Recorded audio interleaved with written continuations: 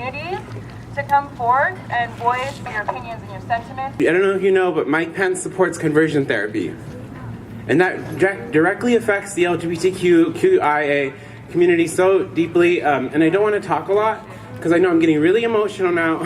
So happy that there's enough reasonable people at both of our schools to be here. Because if we let this sort of hate and bigotry run rampant in our country, nobody else is going to do anything. It's only people like us. It's the people at the bottom.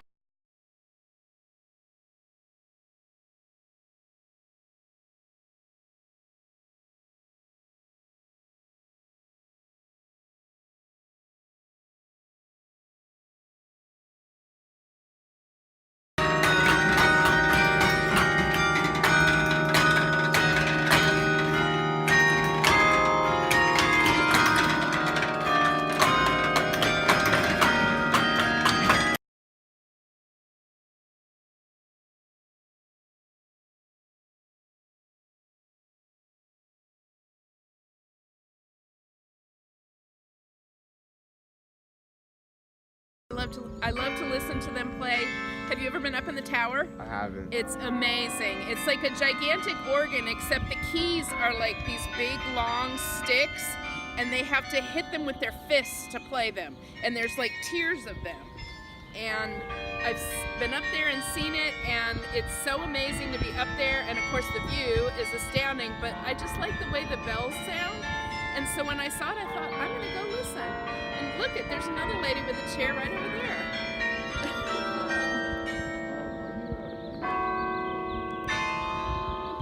I wouldn't say so, mostly because I probably don't hear about them, but I work on campus. Oh, so if anybody's playing, I can hear it. I work over in Cheadle Hall. Oh, okay. So, like, what are you most excited about? I know you I just said... like the sound of the bells. I think it's awesome. And knowing how they have to play it. I mean, it's this gigantic, tiered keyboard kind of thing, but they have to like hit it with their fists, and they're moving all around like this. And to think that something so physical and large is making these beautiful bell sounds is fascinating to me. Yeah. So do you actually know the history?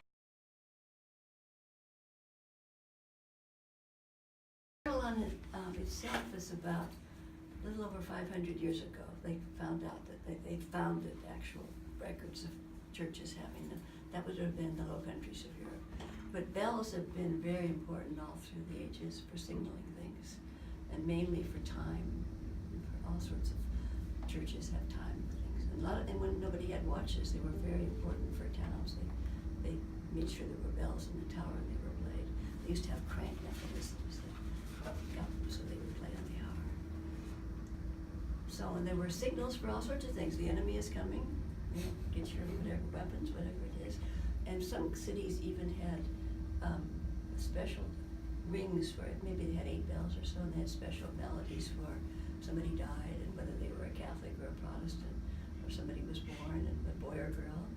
But I've never heard that myself. That a couple of cities had something like that, so people could a newspaper.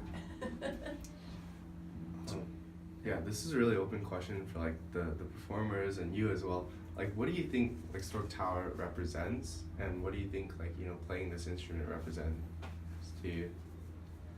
David. I think I see it as a way of unifying the campus, even though not many people know people are up here playing. I think it's a nice symbol for people to hear music throughout the day, or even to hear the clock tower. It's kind of a symbol of the university. Lots of places are able to play at noon, and people all hear it on the campus. And because we have classes going over the hour, even we can't play even for 10 minutes. So, and they're so crowded, there's no way to move those classes back a little bit so they wouldn't be here. That's why we can't play it often. Everybody would know about it then if they heard it every day or once a week or something. So.